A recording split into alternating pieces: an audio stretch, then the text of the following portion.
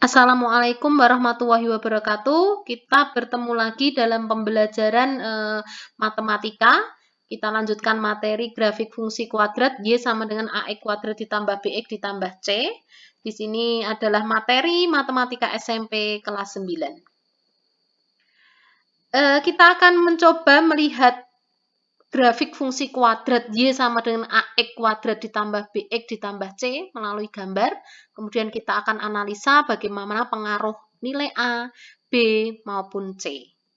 Contoh, A sama dengan 1, B sama dengan 2, C sama dengan 4. Sehingga kita dapat tuliskan persamaan kuadratnya menjadi Y sama dengan X kuadrat ditambah 2X ditambah 4. Di sini artinya bahwa A 1.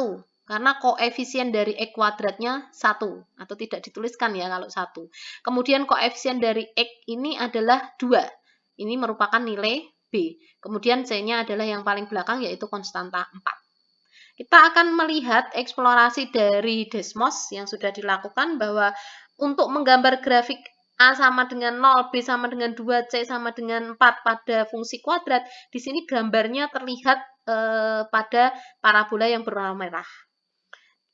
Kita dapat analisis grafik tersebut, yaitu karena A-nya itu sama dengan 1, artinya A lebih besar 0, maka grafik fungsi kuadrat atau parabola itu terbuka ke atas.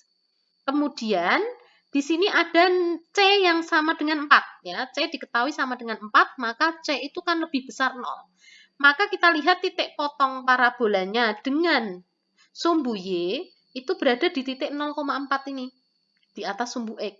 Nah, ini titik 0,4 ini merupakan titik potong parabola terhadap sumbu Y. Dan ini adalah 4 ini dari nilai C ya. C-nya sama dengan 4. Nah, oleh karena itu kita dapat katakan bahwa kalau C-nya itu lebih besar 0, maka titik potong parabola terhadap sumbu Y itu di atas sumbu X atau koordinat Y-nya positif. Jadi ini yang 4.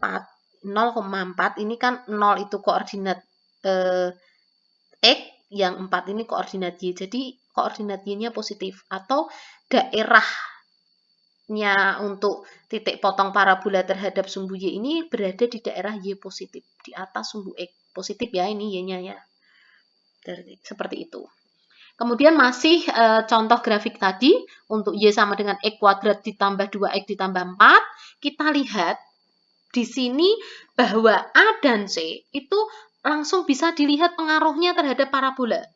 Jadi ketika A lebih besar 0, maka parabolanya menghadap ke atas atau terbuka ke atas. Sedangkan C kalau lebih besar 0, maka titik potong parabola terhadap sumbu Y berada di atas sumbu X atau berada di daerah positif. Nah, sekarang kalau nilai B itu tidak serta-merta bisa dilihat pengaruhnya terhadap parabola, tetapi harus bersama-sama dengan nilai A.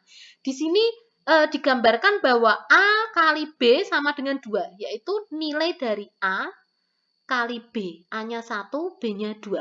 Jadi sini, A-nya 1, B-nya 2. Kalau dikalikan hasilnya positif 2. Nah, di sini baru kita tahu bagaimana pengaruhnya.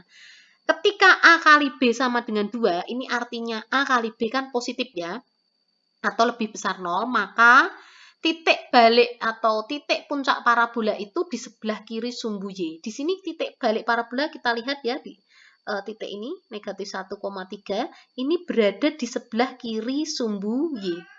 Ya, kemudian untuk Y sama dengan, kita ambil contoh yang kedua ya, grafik fungsi kuadrat Y sama dengan negatif 2X kuadrat ditambah 7X sama dengan 3, maka kita gambarkan Y sama dengan AX kuadrat ditambah BX ditambah C ini A-nya negatif 2, B-nya 7, C-nya negatif 3.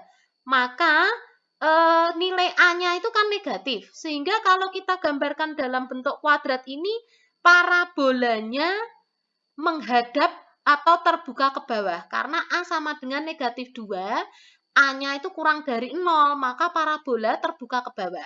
Itu kan bisa langsung kita lihat. Ini A-nya negatif 2.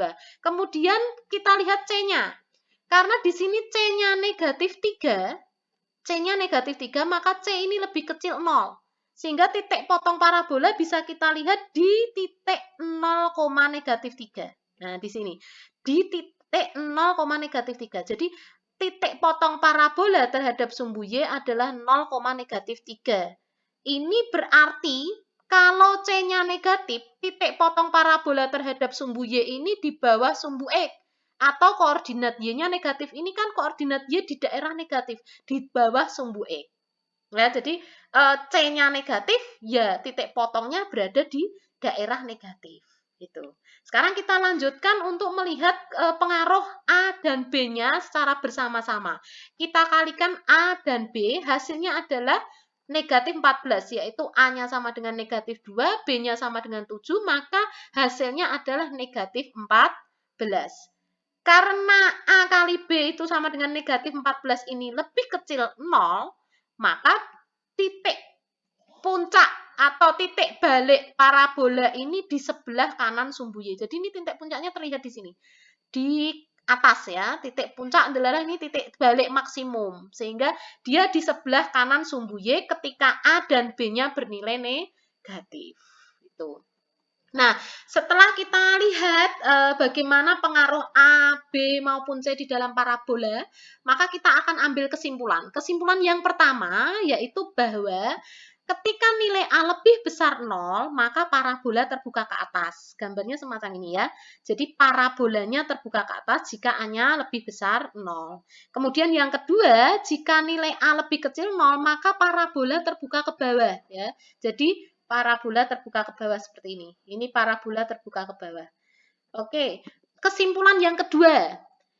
Nilai C lebih besar 0, maka koordinat Y pada titik potong parabola terhadap sumbu Y bernilai positif. Jadi di sini C-nya positif, maka titik potong parabola terhadap sumbu Y juga di daerah positif.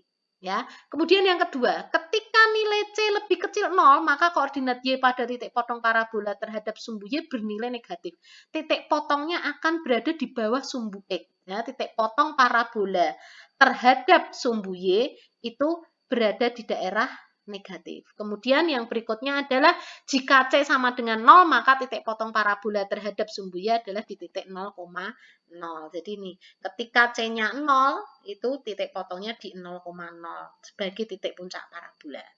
Kemudian kesimpulan yang ketiga, nilai A kali B secara bersama-sama, jika A kali B lebih besar 0, maka titik puncak parabola di sebelah kiri sumbu Y. Titik puncaknya di sini. Nah, di sebelah kiri sumbu Y. Ya, jika A kali B-nya lebih besar 0.